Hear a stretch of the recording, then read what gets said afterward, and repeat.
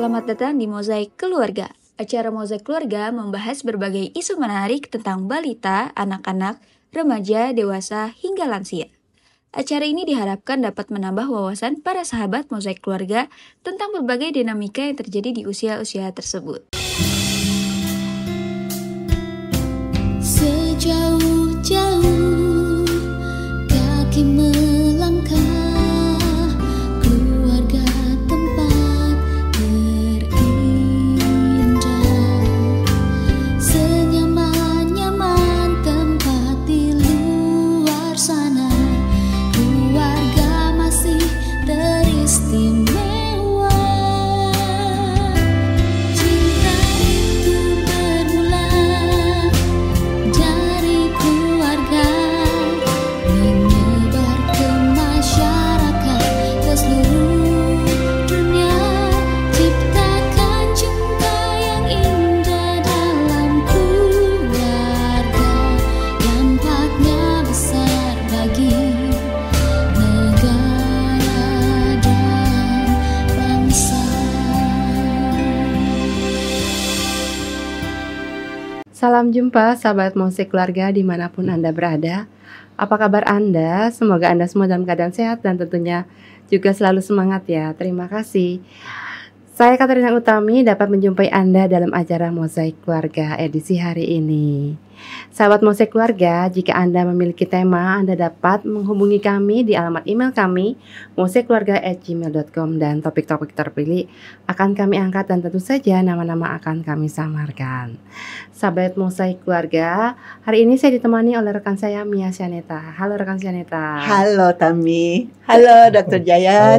Iya, halo Dr. Jaya. Kita juga kedatangan tamu hari ini, seorang Dr. Jaya Surya Atmaja. Halo dokter. Ya, rekan Syaneta, hari ini kita akan membahas mengenai seorang anak nih yang dilarang menikah oleh ibunya karena keluarganya, pasangannya ini ada yang ODGJ. Kasihan sekali anak ini. Iya. Ya. Dan ini juga bukan kali pertama ibunya ini melarang anak ini untuk tidak menikah.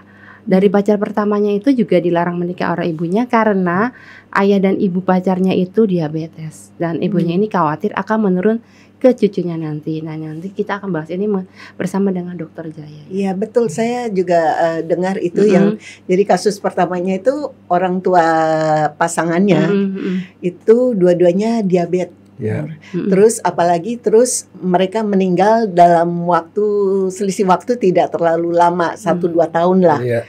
Nah, terus jadi ini mulai waktu ayahnya meninggal pertama, ini si orang tua yang perempuan ini masih nggak apa-apa, masih biasa. Ya. Terus begitu ibunya si laki-laki ini meninggal juga dan ternyata karena sebab yang sama, diabetes gitu. Mulai itu, nah itu kan di situ ya tadi yang mulai dilarang gitu, nggak boleh karena takut gitu. Itu relatif masih muda, masih 60-an dokter, 60-an ya, tapi kalau nggak salah meninggalnya. Lalu selang berapa lama si anak perempuan ini punya pacar lagi, udah mulai serius, terus nggak sengaja ibunya itu berteman dengan satu orang yang memberitahu kalau di lingkungan sebetulnya bukan keluarga langsung ya Tami, sepupunya itu ada yang ODGJ. Jadi kembali ibu ini takut, waduh gitu ya lebih. Nah sekarang pertanyaannya dokter Jaya, pertama, seberapa sih berpengaruh kalau orang-orang misalkan dengan ODGJ atau dengan penyakit lain yang dianggap turunan? Karena dokter Jaya ini kan secara ini sudah sangat pakar lah dalam membahas ya genetika dan sebagainya. Nah, bisa dijelaskan dokter, apakah memang selalu seperti itu? Nah, begini ya, saya mau bahas yang menarik dulu tuh soal diabetes, karena diabetes itu banyak ya. Nah, kalau misalnya itu dijadiin alasan alasan tidak jadi kawin gara-gara diabetes, itu kesian sekali karena yang diabetes itu banyak sekali. Betul. Jadi nanti kesian yang diabetes nggak bisa cari jodoh ya. Iya. Jadi begini, untungnya ya, nampaknya sebagian besar penyakit itu ternyata tuh resesif. Resesif artinya kalau dia ketemu sama orang yang bawa gen normal, dia tidak akan keluar penyakitnya. Oh, Dia gitu cuma ya. membawa doang. Jadi artinya Kalau orang normal kawin dengan orang yang keturunan diabetes, ya kemungkinan anaknya diabetes tuh hampir nggak ada. Nanti kalau tapi sama-sama membawa sifat, itu baru bisa kemungkinan kenanya seperempatnya. Seperempat. Iya, seperempat. Jadi artinya, jadi itu bisa banyak ketutup. Nah sekarang begini, kalau untungnya juga di dalam kedokteran itu kita dapetin satu ilmu bahwa namanya penyakit itu terjadi karena genetik ditambah lingkungan. Genetik plus lingkungan. Jadi ada faktor lain ya. Kalau artinya gini, kalau saya punya bibit kencing manis, kalau lingkungan saya tidak menyokong kencing manis, dia tidak akan keluar penyakitnya. Walaupun ada saya genetiknya. Oke. Walaupun Jadi, ada turunannya dari atas ini. Tapi sebaliknya kalau saya perilaku saya nggak benar, misalnya saya minum Coca-Cola banyak-banyak, minum gula-gula banyak-banyak, tapi saya nggak punya genetik, nggak akan keluar penyakit. Jadi penyakit itu seperti bibit, sedangkan lingkungan itu seperti tanah. Kita punya bibit, ditaruh di tanah yang subur, dia jadi pohon kan, jadi penyakit. Tapi kalau ada bibitnya ada jatuhnya ke batu, dia tidak akan jadi. Tapi sebaliknya ada tanah yang bagus tapi tidak ada bibitnya juga tidak ada muncul. Nah artinya, dan satu lagi yang paling menguntungkan pada saat ini, kita bisa melakukan yang namanya screening test dengan prenatal, prenatal atau pranikah, tes pranikah, diperiksa DNA-nya. Ada nggak di pembawa bibit itu? Nah bibit kencing manis itu ada DNA-nya. Ya kalau dia punya bibit itu, dia sendiri punya, dia pasangnya punya, anaknya masih ada kemungkinan kena. Tapi kalau cuma satu pihak doang itu tidak akan jadi. Nah, kalaupun ada, terus kemudian dia menjaga pola hidupnya, dia tidak akan jadi juga. Itu yang ingin saya tanyakan. Jadi salah satu tidak membawa bibit itu, yang satu membawa. Itu nggak akan jadi. Nggak akan jadi, anak-anaknya nggak kenapa-napa. Dengan perkecualian kalau lingkungannya tadi yang merusak gitu ya, itu baru bisa begitu. Iya, betul. Lingkungan itu penting. Jadi artinya kalau ada orang mau pacarnya atau keluarga pacarnya itu punya kencing manis, tidak ada masalah selama dia menjaga lingkungannya. Artinya dia menjaga makanan, jangan terlalu banyak karbohidrat dan lain-lain. Itu ada banyak sekali metode untuk mencegah itu supaya nggak muncul. Misalnya contoh, seorang punya gen di DNA bahwa dia akan kena sakit kanker paru.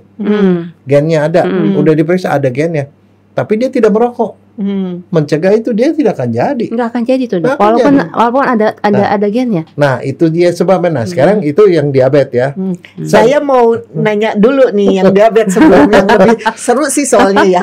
Gini Dokter Jaya, jadi tadi let's say seorang yang membawa bibit diabetes, pasangannya tidak membawa bibit itu, secara spesifik itu nggak akan membawakan keturunannya, kecuali kalau lingkungan. Nah, pertanyaan saya, bagaimana misalkan ini yang orang yang dua-duanya tidak membawa bibit diabetes, tetap saja bisa nanti mereka jadi pembawa bibit atau muncul kalau lingkungannya tadi mendukung dalam arti dia pola makannya tidak dijaga, walaupun dia nggak bawa bibit itu. Sebenarnya enggak. Kalau nggak ada bibitnya juga dia nggak akan muncul. Itulah yang menerangkan misalnya ada orang ngerokok, kan orang bilang ngerokok bisa bikin kanker paru.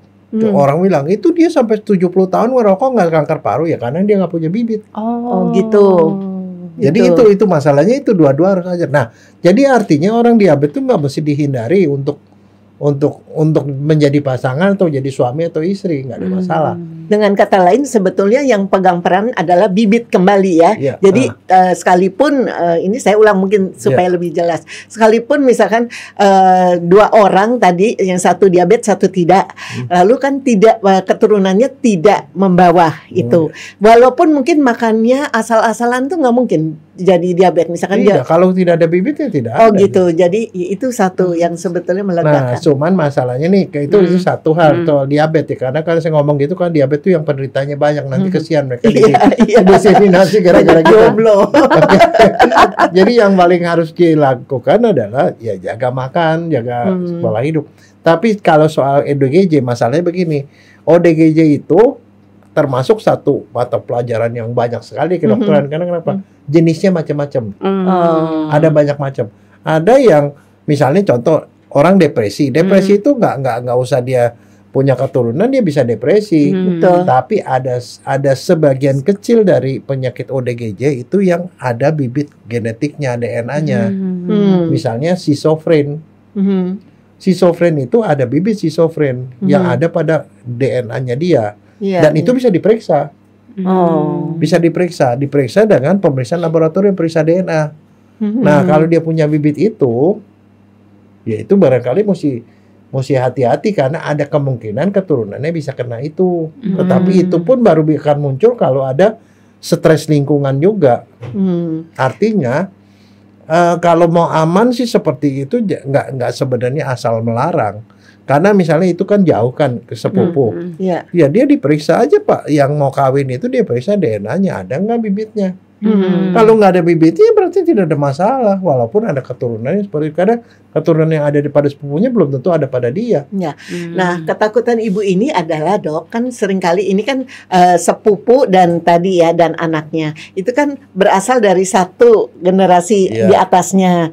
Nah, kadang itu kan dianggapnya takutnya nanti ini nggak keluar di anak yang ini kan keluar di tadi yang di sepupunya. Itu bisa diketahui dengan cara yang mau kawin itu diperiksa DNA-nya. Kalau dia tidak membawa berarti memang dari bibit yang di sebelah saudaranya itu tidak ada yang ada di dalam tubuhnya dia, berarti tidak ada masalah. Ini sebetulnya solusi yang bagus ya. Jadi tidak menghakimi dulu, tidak asal memutuskan, tapi lewat pemeriksaan ilmiah gitu ya, dok. Iya, dan lagi juga yang namanya ODGJ itu jenisnya macam-macam. Ada jenis yang memang sama sekali nggak ada hubungannya dengan DNA. Jadi tidak menurun, artinya tidak ada hubungannya gitu loh. Boleh dijelasin sedikit apa itu yang tidak menurun tadi, yang bisa jadi nggak ada hubungannya dengan DNA itu? Saya cuma bisa bilang bahwa yang ada DNA-nya itu adalah yang schizofren. Schizofren itu ada DNA-nya. Nah, itu bisa dicari. Kalau bukan itu ya kalau menurut saya tidak masalah. Sebenarnya. Ya, dan sebetulnya itu juga nggak menular. Iya, nggak menular. Jadi artinya walaupun saudaranya schizofren, dia sendiri belum tentu membawa gen tersebut. Iya. Dan itu pun juga schizofren itu begini loh. Kalau dia sendiri pembawa gen schizofren bukan berarti dia akan jadi schizofren, belum tentu. Dia hanya jadi schizofren kalau dia mendapatkan satu stres lingkungan dan segala macam yang membuat dia memicu dia keluar. Nah, dok, pingin tanya nih, kan jadi ada orang yang membawa bibit, ada yang tidak. Apakah orang yang membawa bibit ini relatif lebih mudah tertekan oleh situasi dibandingkan dengan mereka yang memang nggak ada bibitnya? Bukan lebih tertekan. Kalau dia tertekan, orang lain tidak kenapa-napa, dia bisa keluar penyakitnya. Iya, maksudnya bisa seperti itu gitu. Jadi karena dia ada bibitnya itu kembali gitu. Jadi misalkan situasi yang sangat menekan di lingkungan kerja, misalkan orangnya nggak punya bibit, relatif akan lebih kuat, begitu kan? Iya, tidak gitu akan jadi apa-apa. Begitu ya. Jadi artinya gini, kalaupun misalnya pasangan kita mempunyai bibit schizofren, tapi kalau mereka yakin bahwa mereka dalam perkawinan itu bisa membuat suasana perkawinannya itu bebas dari stres, tidak pokoknya mungkin saling mencintai segala macam. Kalau menurut saya bukan juga tidak keluar juga. Ya tapi kan orang takut ya itu nggak janji juga ya dok. Iya.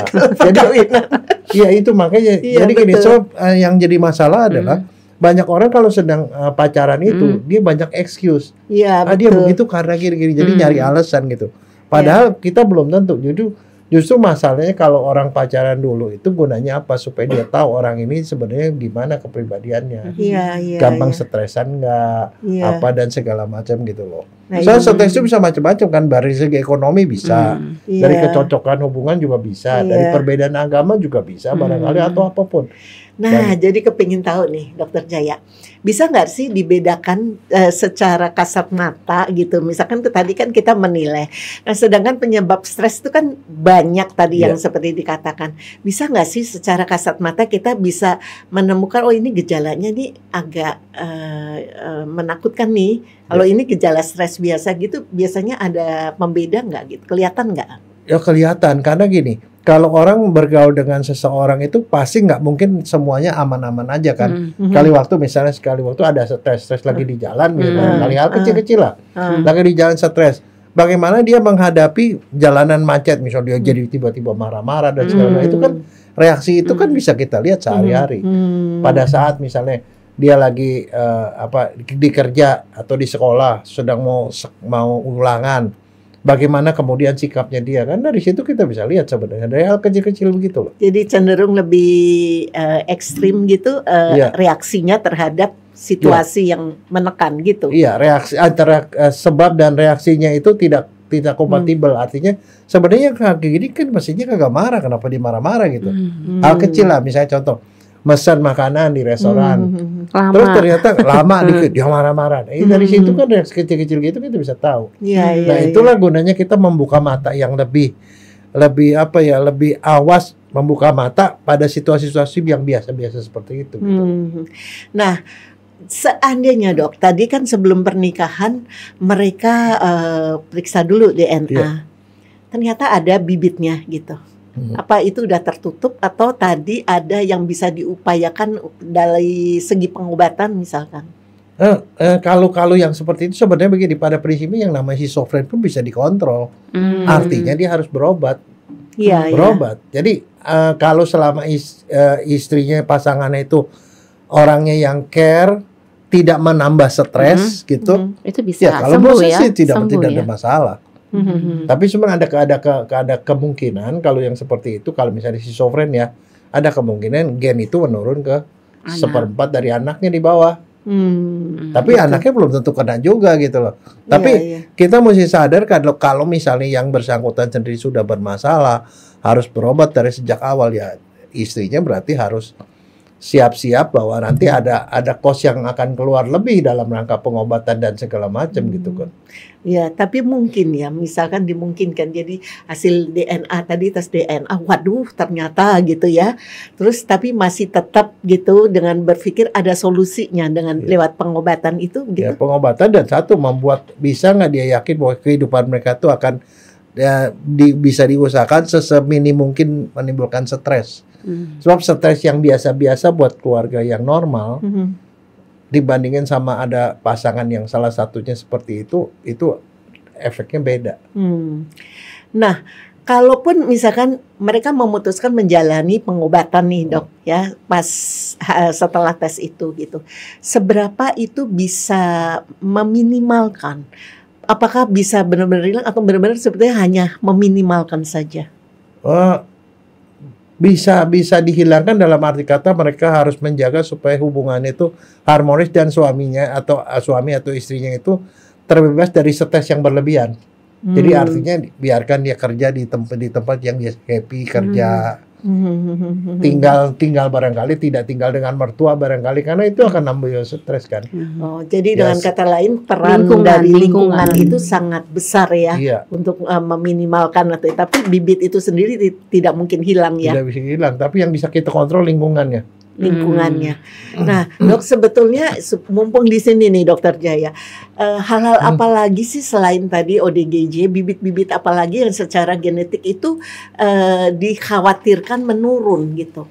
Sebenarnya yang saya mengkhawatirkan saya itu sebenarnya bukan itu, lebih ke arah sebenarnya pendidikan di dalam rumah tangga. Karena pendidikan begini, saya tuh kayak ngomong gitu kenapa?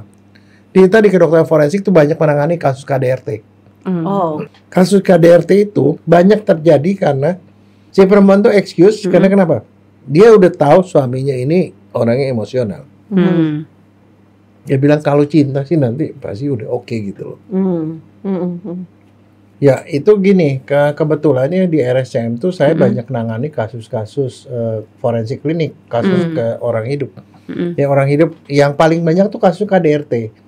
Nah di KDRT itu di situ bukan soal keturunan, bukan, tetapi soal pola asuh di keluarga. Jadi begini, kalau misalnya seorang tuh pacaran dengan seseorang laki-laki barangkali ya, terus kemudian kita lihat pola di keluarganya. Jadi lihat aja hubungan antara ibu sama bapaknya. Kalau ibu dan bapaknya itu bapaknya suka mukulin ibunya, itu menjadi sesuatu pembelajaran buat anak-anaknya bahwa itu adalah pola normal dalam hubungan ini. Sehingga kita tidak bisa mengharapkan si laki-laki tadi, si anak tadi yang mau kawin tadi itu akan tidak berlaku seperti bapaknya. Jadi itu namanya pola asuh. Nah, biasanya kalau orang pacaran itu seringkali kalau misalnya lihat pacar yang kasar sama orang lain dan segala dia kasar sama orang lain, sama saya karena cinta dia nggak bakal gitu. Tidak bisa. Itu namanya sifat. Sifat itu akan terjadi dan biasanya karena dia menutup mata terhadap itu, waktu setelah kawin terjadilah itu kemudian KDRT. Iya, iya, iya. Dan KDRT itu selalu polanya selalu berulang dan itu udah ada pembelajarannya seperti itu. Jadi artinya dia menganiaya memukul istrinya. Setelah itu dia meminta maaf, menyesal, bahkan kadang-kadang sampai menyembah-menyembah. Iya. Istrinya kemudian luluh, mengampuni dan besoknya diulang lagi dengan intensitas makin berat dan makin sering. Dan ujungnya bisa berakhir dengan kematian pada istrinya karena dianiaya. Dan itu nggak bisa itu bukan soal genetik, bukan DNA, tetapi pola asuh. Makanya itu nggak bisa diubah itu ya, Dok? Tidak bisa. Kalau yang setahu saya tidak bisa dirubah karena itu kasus itu banyak sekali seperti itu. Tapi saya ada memang menemui satu kasus nih Dokter Jaya. Jadi ingat, yang tadinya dilarang sama orang tua, dia maksa menikah dengan lelaki ini. Terus terjadilah KDRT. Terus seperti yang Dokter Jaya bilang itu betul loh. Justru itu sesuatu yang secara DNA nggak masalah, tapi ini yang justru berbahaya. Nah, si ibu ini mengalami KDRT, terus tadi suaminya nyembah-nyembah lagi, baik lagi, sampai akhirnya ibu ini baru tersadar waktu udah punya anak gitu, anaknya tuh kepalanya dijeduk-jedukin, terus ibu itu sampai 2 kali dirawat di rumah sakit karena tangannya patah, apa semua KDRT, dan masih nggak berani buat cerita ke orang tua. Mungkin malu ya Dok ya, karena ada berapa alasan. Alasan yang pertama adalah karena dia depend sama suaminya. Dia tidak menghasilkan penghasilan, suaminya 100%, dia takut, dan kedua dia merasa yakin bahwa suaminya bisa berubah. Nah itu yang jadi masalah. Berharap terus ya. Dan begini Syanet, mereka datang ke dokter kadang-kadang dengan studi aniaya. Waktu ditanya sama dokter dia nggak pernah mengakui bahwa dia dianiaya suaminya. Pasti ngomongin saya jatuh apa segala macam. Tapi dokter sudah ada perasaan seperti itu, dan belakangan setelah parah banget, begitu dia dianiaya, anaknya dianiaya, disitulah baru dia ngaku bahwa sebenarnya yang kemarin itu sebenarnya dia dianiaya. Nah itu. Iya. Jadi ini ada satu hal ya yang untuk keluarga-keluarga perlu diwaspadai di luar tadi ketakutan untuk genetika ya. Genetika gitu loh. Ada yang jauh sebetulnya lebih berbahaya ya Dok ya. Adalah pola asuh ini ya Dok. Iya. Dan itu cara mengetahui sebenarnya gampang. Membuka diri, kalau misalnya pacaran itulah gunanya orang pacaran itu melihat perilaku. Kalau pasangan kita kasar sama orang yang lebih rendah, kasar sama supir, kasar sama orang di penjaga di restoran atau segala macam, itu be careful. Terus lihat keluarganya, bagaimana sikap dia terhadap anak, terhadap adiknya, bagaimana sikap dia terhadap orang tuanya, bagaimana orang tuanya berelasi satu sama lain. Nah itu yang akan dibawa sama dia ke dalam rumah tangga yang akan datang gitu. Itu betul sekali. Jadi kalau tadi kan secara medis bisa dilakukan periksa, ada jalan keluarnya ya kalau untuk secara medis ya. Dan itu masih bisa mungkin ada solusi ya. Nah yang ini itu yang justru perlu diwaspadai. Dan itu satu lagi, itu tidak tergantung dari sosial ekonomi. Betul. Tidak sama sekali tidak. Jadi sosial ekonomi tinggi rendah, berpendidikan juga sama juga seperti itu. Yang nggak berpendidikan atau pendidikan sama ya? Sama aja. Nah itu yang jadi masalah kalau menurut saya, itu lebih harus diwaspadai. Iya. Ini benar sekali gitu. Ini harus jadi concern bagi orang-orang yang ingin menikah nih ya Dok ya. Ini antara ibu sama anak atau anak dengan ibu ini harus dipikirkan ini. Jadi jangan menolak lebih dulu gitu ya kan, siapa tahu memang cocok, ada kecocokan, tapi juga kalau bagi si anak jangan membutakan diri gitu. Harus membuka diri ya. Hal-hal tadi yang penyakit itu semua itu lebih baik sebetulnya diteliti dulu, ditanyakan pada ahlinya dulu gitu ya. Lalu dilihat seberapa kemungkinannya. Kan kita tadi dibuka oleh Dokter Jaya bahwa sekali yang contohnya diabetes itu kalau memang nggak ada bibitnya ya nggak bakal gitu ya Dok ya. Jadi ya sebetulnya semoga ini menjawab pertanyaan dari ibu yang menanyakan ke kita Dokter. Ada hal penting yang perlu diwaspadai. Dan itu sering sekali ya kasus KDRT itu sering. Itu meningkat sejak pandemi itu meningkat. Tahu nggak kenapa? Iya. Kenapa? Karena krisis ekonomi ya Dok. Iya. Pandemi itu membuat orang yang biasanya tuh kontaknya tuh nggak banyak jadi lebih banyak.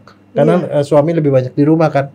Ketemu terus. Dan di situ tuh ya hal-hal yang nggak mesti terjadi ya jadi terjadi di situ. Jadi stres lebih tinggi. Kedua, yang PHK banyak kan. Nah Iya, itu juga betul. pengaruh. Betul.